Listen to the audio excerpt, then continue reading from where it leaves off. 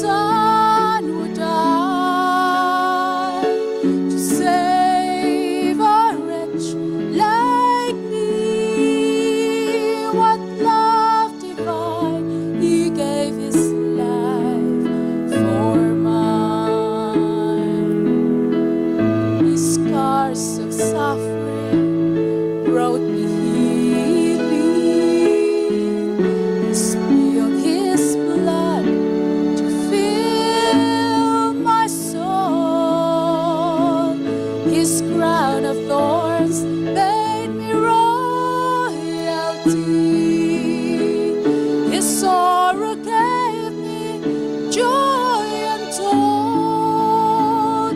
His life for mine, His life for mine. How could it ever be that He would die? God's Son would die to save a wretch like me. What love divine, He gave His life for mine. He was despised and rejected, stripped of His garments and oppressed. I am loved and accepted, and I'll wear a robe of righteousness. His life for mine, His life for mine. How could it ever be that He would die? God's Son would die to save a wretch like me. What love divine, what love divine, He gave His life for mine.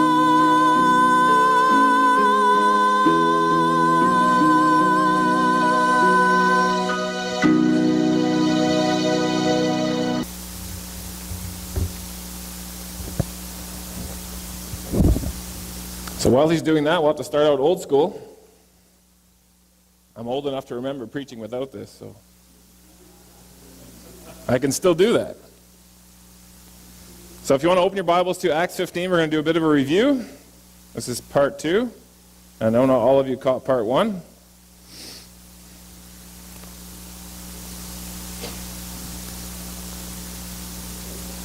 Acts chapter 15.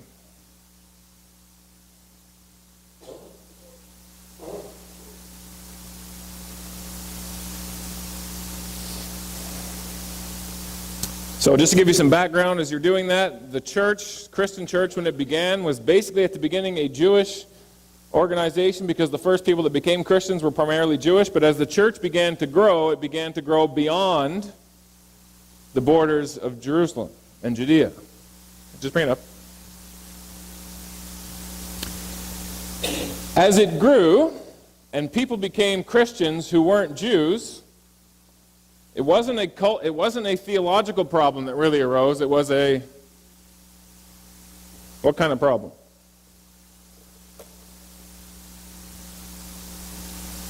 Not a trick question. As the church began to grow and people came in who were not Jewish in their background, what was the real issue? You're having mixing of different cultures. You can say it. It's okay. Right? So whatever culture you're raised in, whatever your normal is, that's normal and right, and anybody who's outside of that is a little bit or a lot out to lunch. Right? We don't say it that way, but that's how we interpret it. That's how we feel.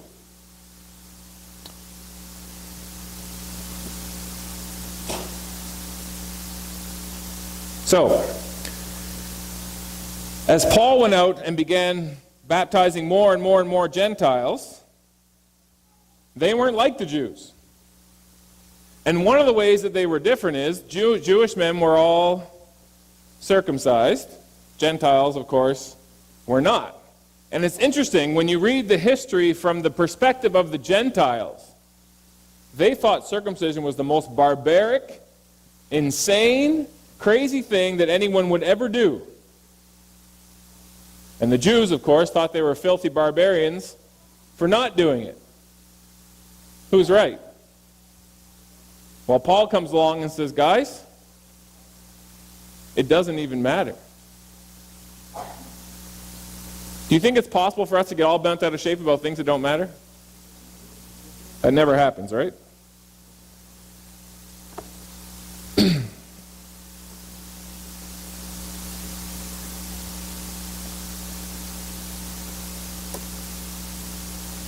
Look at that.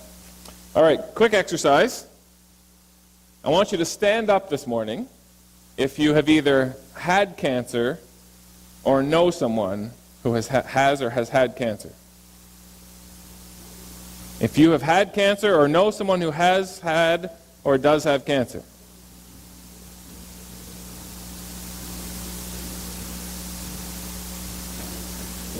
All right, you can sit down. Now, cancer is when a cell in your body, for whatever reason, mutates and becomes something it's not supposed to be, and then starts reproducing like crazy and taking over your body. Some scientists feel that cancer is a virus. Some scientists feel that it's not because they're different in some ways. In fact, the term cancer is misleading because it's a whole bunch of different things that we all call them all cancer because they behave in the same way, but they're different. This morning I want to look at viruses. So I thought this is church. We're going to learn something, okay? Just bear with me. So today I want to talk about viral transformation. So in Acts 15, I hope you still have it open. So Paul is preaching to the Gentiles. They aren't circumcised. The Jews are circumcised. And preachers started going behind Paul to all these Jewish churches and saying, to the Gentiles, churches, and saying, guys, you need to get circumcised or you won't be saved. And it started this huge controversy in the church, so much so that they ended up having their first world or general conference, we would call it, where they all came together to decide what to do. This morning I want to compare those preachers who went behind Paul to a virus. Because here's how a virus works. Here's why viruses are so powerful and do so much damage. Because they aren't something foreign outside of your cell. They actually go inside the cell and use all the machinery of your cell to do what they want. You understand? What do you think would be more effective for Satan? To attack God and his people from the outside, or to get on the inside and to get the church to do what he wants? Which would be more effective? It always blows my mind when people say, oh, the church, I would never go there, they're a bunch of hypocrites. Where do you think Satan is most busy? Where do you think he spends most of his time? If you think he's not here this morning, or that he didn't try and come with you when you came this morning, you're not thinking right. So a virus wants to get inside of a cell, use the machinery of the cell, reprogram it, and use that cell to do what it wants. Because you know, at the end of the day, all you are is a collection of a whole bunch of cells. And when they're working right, everything is good. And when one cell goes rogue and then makes another one, and makes another one, and makes another one, so pretty soon you're not feeling good. And if it keeps on and it doesn't get stopped, you're going to end up dead. So there's how it works. There's a cycle of a virus. So the virus starts on the outside, it gets into your cell, it takes over the nucleus, and then it goes on and starts reproducing more of its kind. Cycle. So can you see what happened? Paul comes in, he creates a church that believes in Jesus, and that Jesus is enough. And a preacher comes behind him and says, well, you know, it's what Paul did is good, what he told you is good. You know, these people never totally disagree. They win you over with their confidence, and they say, wait, but there's more. It's Jesus plus. That's a virus. It's a virus. And if enough people in the church believe it, guess what happens? Every person's a cell, and if enough people within that church start believing it, the church becomes completely infected and starts reproducing new people, new baptisms, and new churches that are also infected. And pretty soon you have something called Christianity that actually isn't. And history has shown us that this has happened. And unfortunately, as Seventh-day Adventists, we've been very good at pointing that out. But the real question is, are we infected? Because if we're infected, you know what Jesus said about infected evangelists who are infected with a virus? He told the Jews, you go over land and sea to make one convert, and when you find him, you make him twice as much a son of hell as you are. Jesus said that. That's infected evangelism, not effective, infected.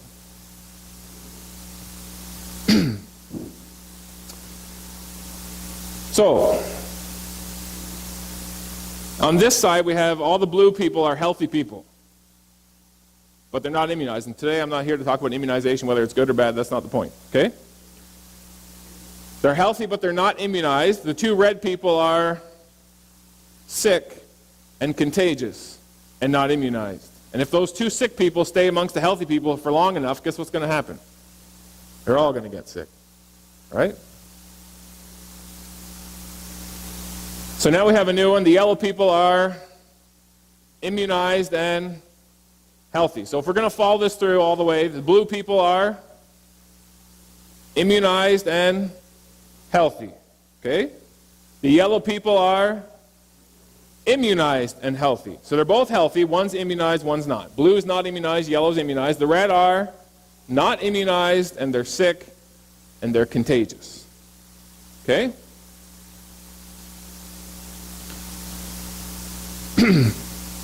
So, when you have a group of people who are immunized, and sick people come among them, guess what happens? Not much. Not much. Okay, now let's follow this through. Let's say this is a church on the left-hand side. They're healthy, they're praising Jesus, they're loving Jesus, but they don't fully understand how salvation works. Okay? And then two people come into the church who are infected. And their message is, it's not just Jesus, it's Jesus plus. And the blue people, they don't understand. And so they start to listen. And the ideas go into their mind, and pretty soon, they're infected. And a church that was healthy all of a sudden becomes very unhealthy. And you look at that and you say, how in the world did that happen so fast? It's because they were healthy without understanding. They were healthy almost by accident. And when unhealthiness came in among them, it took them over because they didn't know any different. How many times have you believed something because you didn't really understand the whole topic to begin with, and then found out later you were out to lunch and they were out to lunch? Less people want to admit that, I guess. That's all right. Now look what happens in a church where a few people understand, but most don't. Well, as long as the pastor gets it, I'm good. I'll just follow along.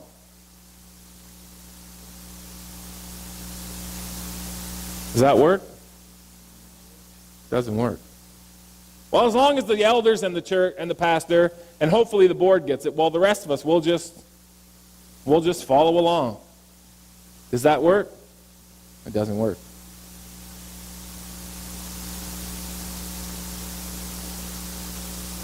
What happens if most people in the church understand?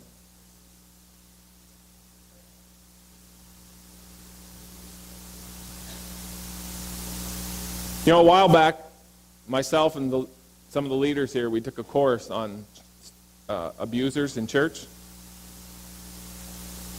And in that course, they teach you that abusers, you know, they come to public places like this. They look around at how you operate. They look around at what safeguards you have in place. And if there's too much awareness of them and how they operate, they just leave. And they go and try and find somewhere else that doesn't have those things in place. When error comes into the church, when someone comes in and says, you know, guys, what you believe, it's okay, but there's more. If you understand, they don't beat their head against the wall. They go on, they find somebody else they can succor. But if you don't understand, they're going to stay. And they're going to keep talking. And first it's going to lead to confusion, and eventually everyone's going to go, well, I guess he's right. He seems to know history. He seems to know this. He seems to know that. He seems to know his Bible. Does Satan know the Bible?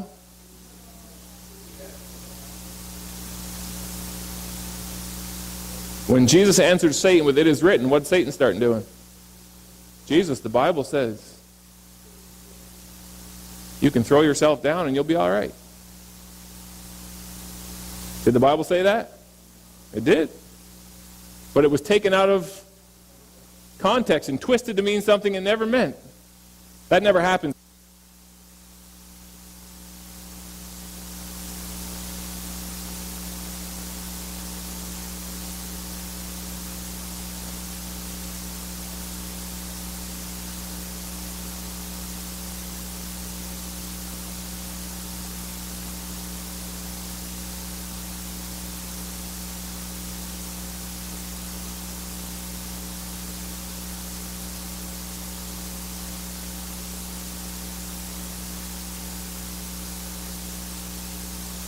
Good?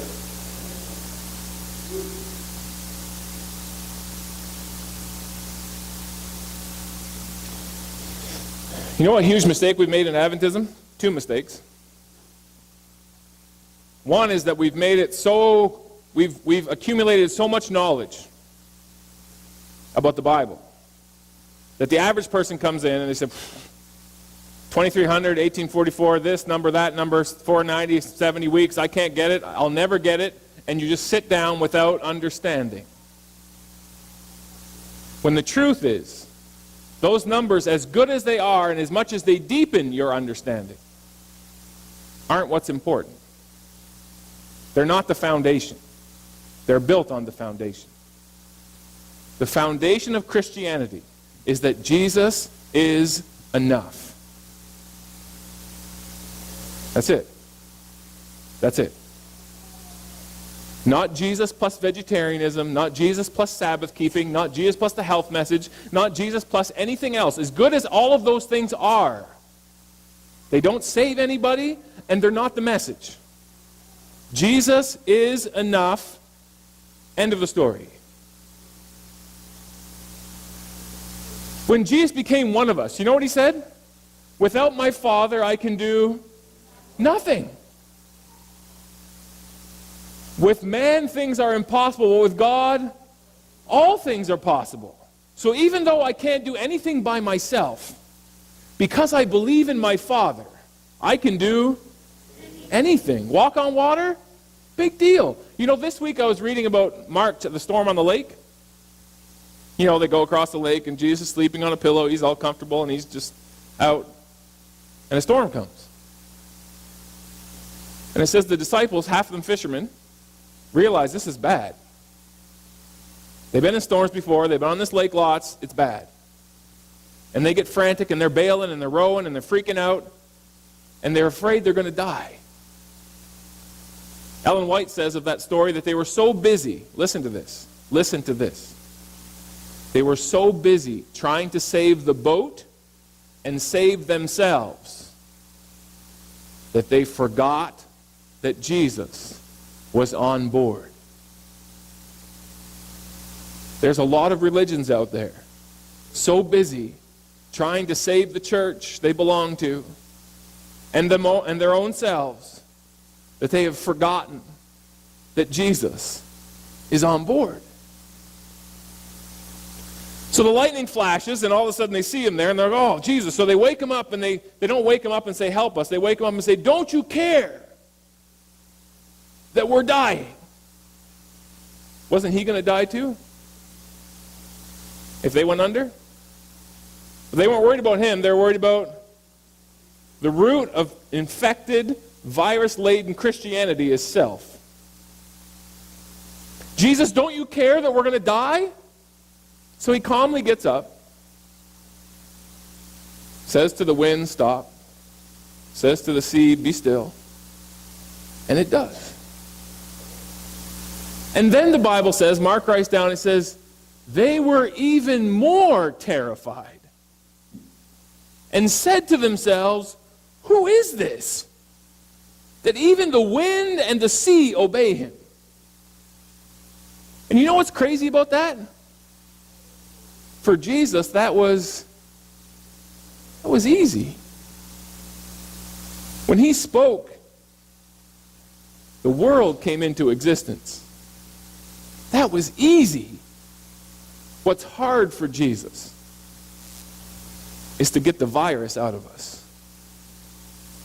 What's hard for Jesus is to convince us that he is indeed enough.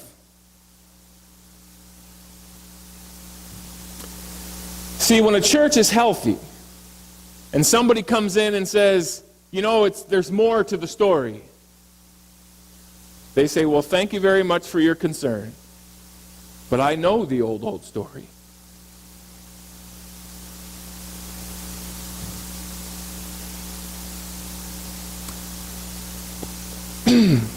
A healthy cell in the Christian body functions solely on the good news of God's grace. You say, well, Pastor, you're just making that up because it sounds good. You track through the New Testament letters and the epistles and all the work that was going on from Acts onward, Paul constantly says, and Peter constantly says, that their mission is to let the world know the good news. They weren't creating good news. They weren't manufacturing a story. They were just letting people know what was already true. Now, Isaiah 64:6, what does it say? If that's true, and by the way, that's very polite language. Filthy rags is a lot filthier than what you think it is there. If that's true, that all of the things that we try to do to save ourselves, all the bailing, all the raw keeping, all that stuff, if all of that is like filthy rags, what would be the point in adding more filthy rags to the filthy rags that you already have? What would be the point? In fact, in Acts 15, if you track it through, first they said, you have to get circumcised or you can't be saved. But then when they go to the council, they say, you know what? It's not just circumcision. It's circumcision plus the rest of the law of Moses. And when they got done with that, they would have said, yeah, but it's also... Right? You join the Adventist church and you hear, oh, they don't eat unclean meat. Okay. Then you hear, well, actually, if you're going to be a good Adventist, you really shouldn't eat any meat. Okay. But if you're going to be a really good Adventist, you should get rid of the milk and the eggs. Okay. But if you want to be a really, really good Adventist and you really want to make sure that when Jesus comes, you're really ready, then you've got to eat everything raw.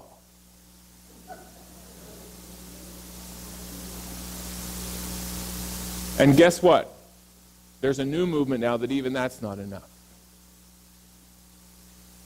Because when Jesus is not enough, it never stops. It just doesn't. So what does Ellen White say? Ellen White says the robe of righteousness that we're going to wear that's going to permit us to get into the kingdom. In that robe there is not one thread of anything you've done. Not one thread. Jesus will say, many will say to me in that day, Jesus, we did many works in your name, we did good things in your name, we did Adra in your name, we cast out demons even in your name, we did so many things. What's he say? I don't know you. Because that's not even the story.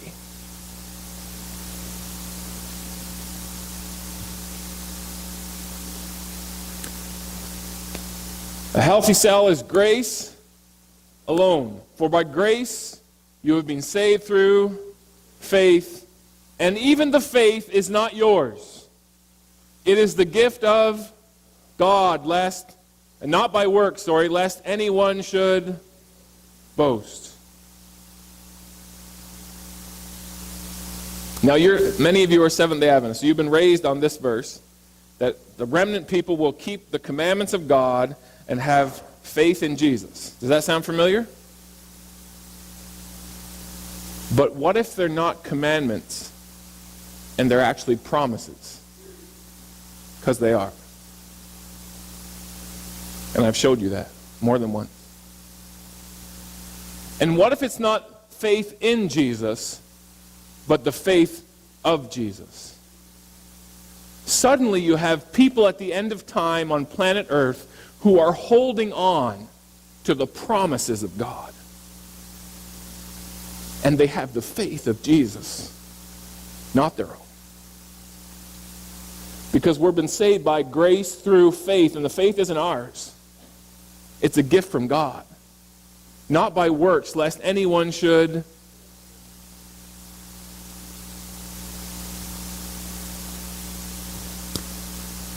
Christ triumphant. There's this whole big movement now in Adventism. It's taking up more and more momentum that we need to be perfect for Jesus to come. Christ is our pattern, the perfect and holy example. Do you agree? That has been given for us to follow. Do you agree? We can never equal the pattern. Get over yourself. Get over yourself. Every time you allow Satan to let you look in your mirror and think, I'll never make it because I'm not good enough. That's not the story. It never was the story. And it never will be the story. So when Satan taps you on the shoulder and says, just give up, he's basing you giving up on how you're doing. And how you're doing was never part of the story. What's the thief on the cross going to be able to say when he gets up on resurrection morning? He died on a cross, a miserable thief. What's he going to say when he wakes up on resurrection morning? Jesus, here's the list. Look at all the things I did.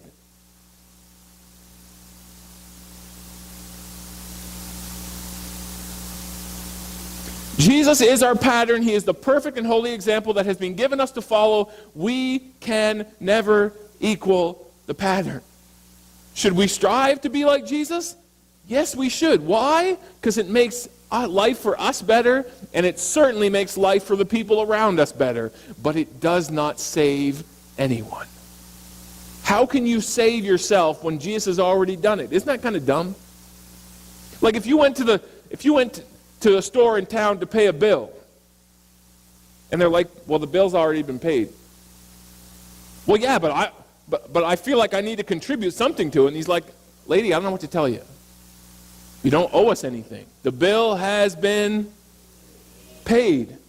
Like if you want to give me money so I can go golfing today, like that's fine, but it's not going to pay your bill. It's done.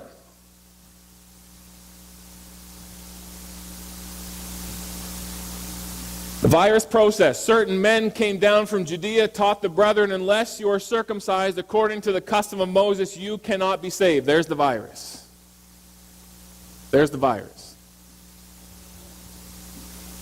Now we have a problem, a conflict, a new idea competing against the normal.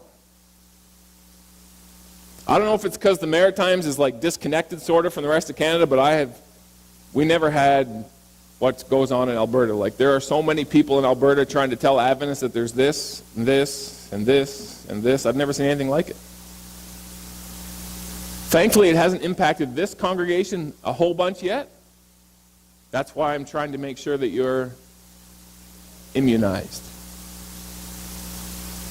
Because Jesus is enough. And if you come to me with a new idea, I'm still going to love you. But I'm not going with you. Because Jesus is enough.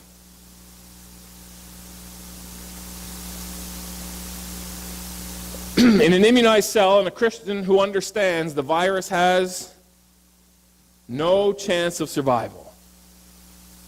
You know what the best thing is you can do for your physical health? Build up your immune system.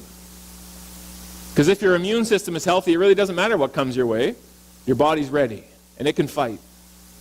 But if you don't have an immune system, not good.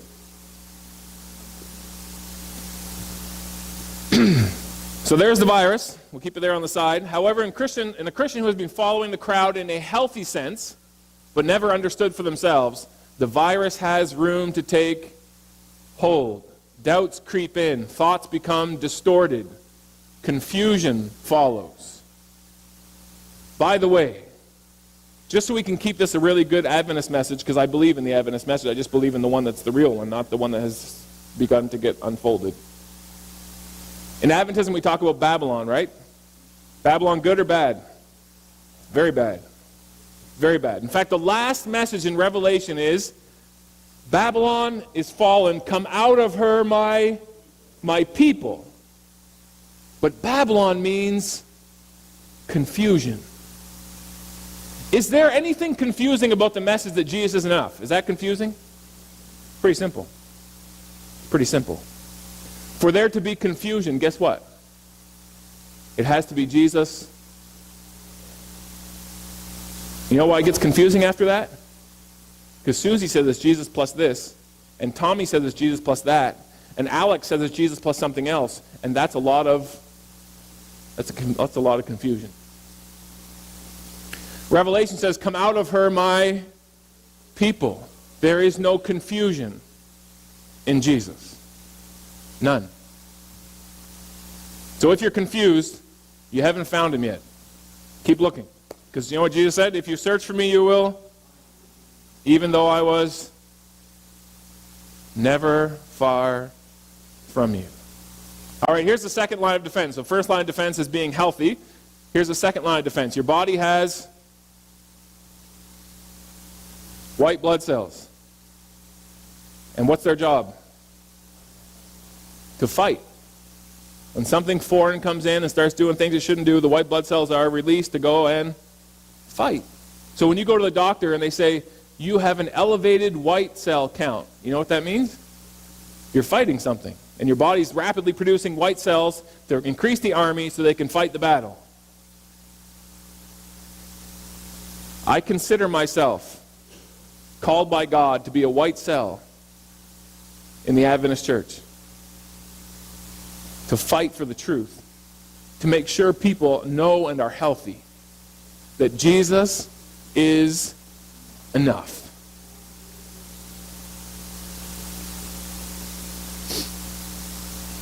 So here's the cell, there's the infection, the virus is running around, and there's the white blood cell trying to surround that virus, isolate it, and get rid of it. Paul and Barnabas were the white cells in the infected Gentile churches trying to contain and eradicate the virus. When you go to Acts 15, you read the story, it says these men came down and said, Jesus is not enough, you have to get circumcised. And it says, Paul and Barnabas had no small conflict with them. They fought the virus. At the Jerusalem Council, they went and continued fighting the virus. The purpose of that council was to officially determine what was a healthy cell and what was a virus. That's what they went there to decide. What exactly makes the Christian church a healthy church, and what makes it an infected church? The council did not prevent viruses from attacking. It provided a mechanism for immunity. It made viruses more easily identifiable. Why is that important to know?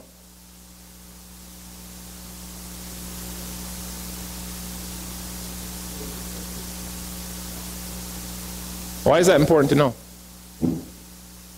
Because the fact that if all of us agree that Jesus is enough, is that going to stop viruses from trying to get in? It will not.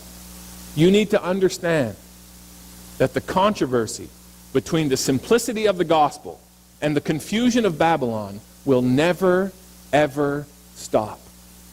It won't. Until Jesus comes, it will rage. And sometimes it will come from the most unexpected places. Sometimes it will come from the pastor. Sometimes it will come from your parents. Sometimes it will come from your children. Sometimes it will come from that lady that taught you Sabbath school and you trusted her all your life. You don't know where the virus is going to come from. It doesn't matter. What matters is knowing the truth.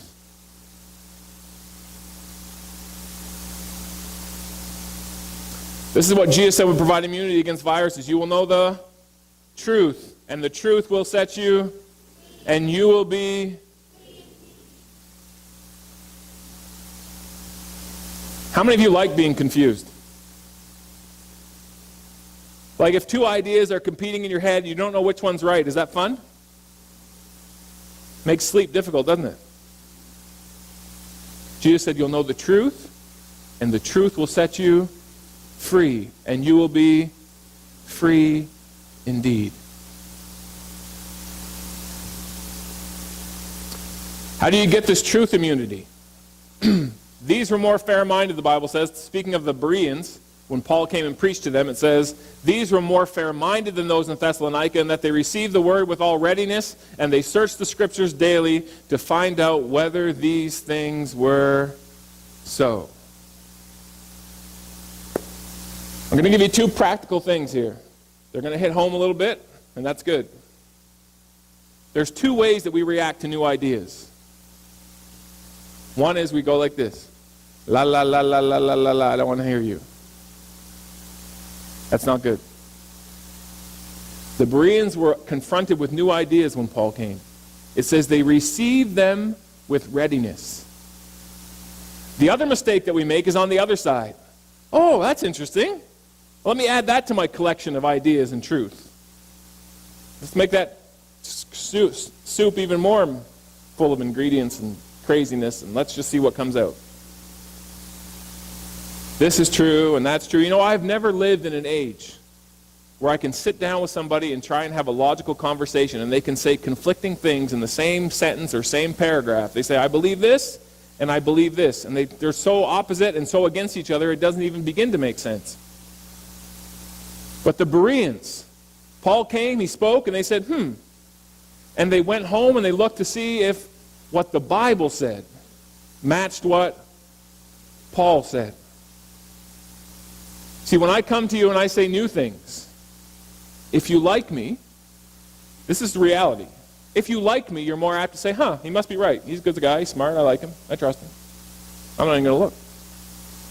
If you don't like me, you're going to say, there's crazy Pastor Dan again with his new whatever. What a wingnut. Can't wait till we get a new one.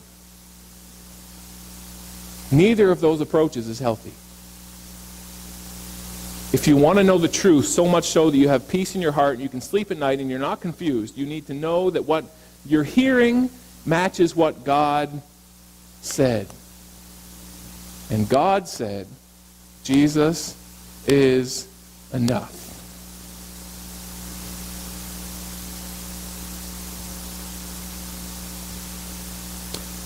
We are all, you need to realize that. It doesn't matter how much learning you think you have, we're all infected on some level. Here's the truth of the matter. Every one of us is infected. Every nation, every kindred, every tongue, every people, every religion, every church, every pastor. In us are ideas and concepts that are not in line with what God is. And He's working on it. But you know what? That doesn't matter.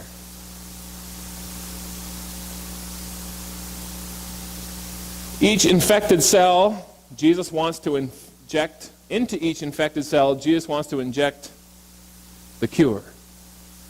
What's the cure? Jesus is the cure.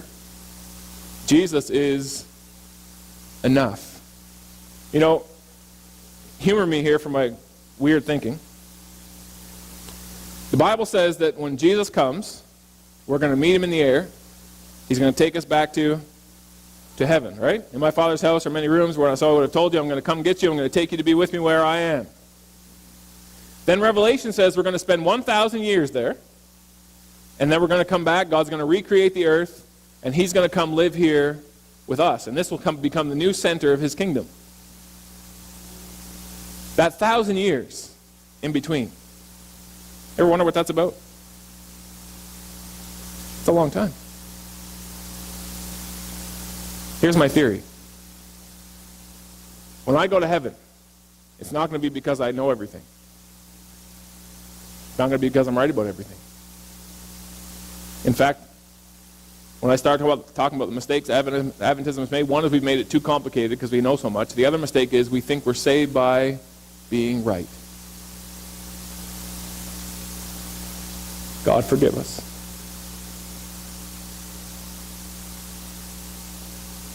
We're all going to go there with confusion still left in here.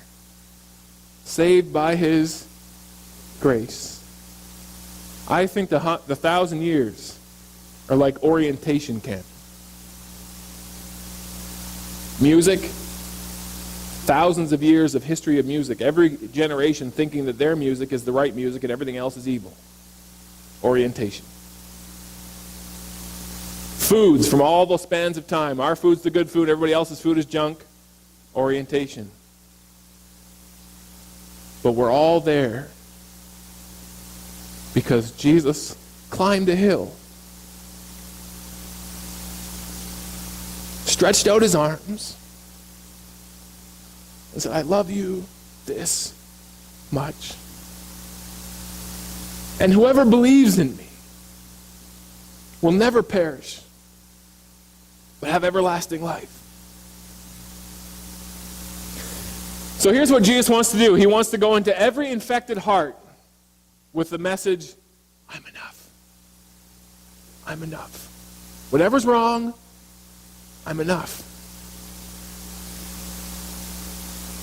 Then He wants to go into every infected church with people who will tell them, Jesus is enough.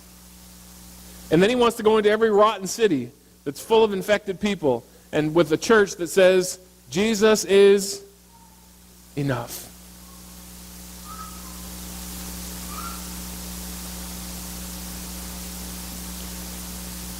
These are two verses I want you to take home with you. I want you to put them on your fridge, do whatever you need to do to remember them. This is what testament? Old Testament. And I chose Old Testament verses because I want you to see the story never changed. I will put my law in there and write it on there, and I will be there, and they will be they will all know me from to the greatest. Now, one more verse, and I want to finish with the story, and then we're done.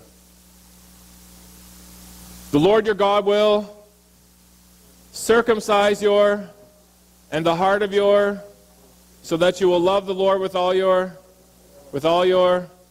that you may. You see, when you get sick, the evidence is on the outside, but the problem's on the inside. And God does not want to deal with outside stuff. He wants to deal with inside stuff. So here's a story I want to leave you with. I don't know if you followed it in the news or not, but it's Arkansas, I believe. They've erected a statue of Baphomet, big goat, satanic statue, huge thing. And they stuck it on the lawn in front of the legislature. And the legislature can't tell them they can't. You know why? Because there's been a big controversy brewing before this because they had the 10 Commandments erected on the lawn. And they say, well, if you can have that, then we can have this. Guess what? None of it matters. None of it.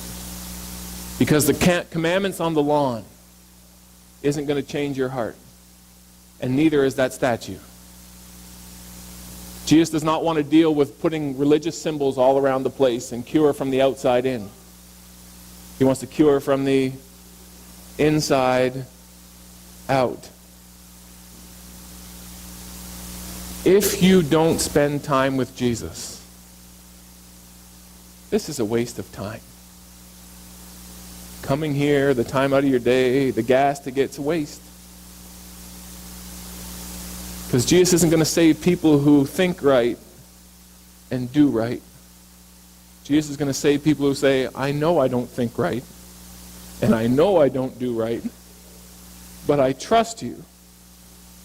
And when you said you can change me from the inside out, I don't know how you're going to do it, and I don't know when you're going to do it, and I don't even see any evidence of it, but I believe you.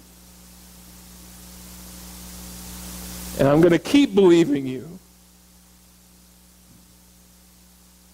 He just wants you. God's not coming to save the Adventist church. He's coming to save the Sally who thought it was Jesus plus, and the Tommy who thought it was Jesus plus something else, and the Alex who said, no, it's neither of those things, it's this thing. Because he loves Sally, and he loves Tommy, and he loves Alex, and he has a place for them with their name on the door, and he's waiting for them. Someday, the Bible says, people are going to look up in the sky and say, this is our God. We have waited for him, and he will save us. It's the same story. It never changed from the start. Jesus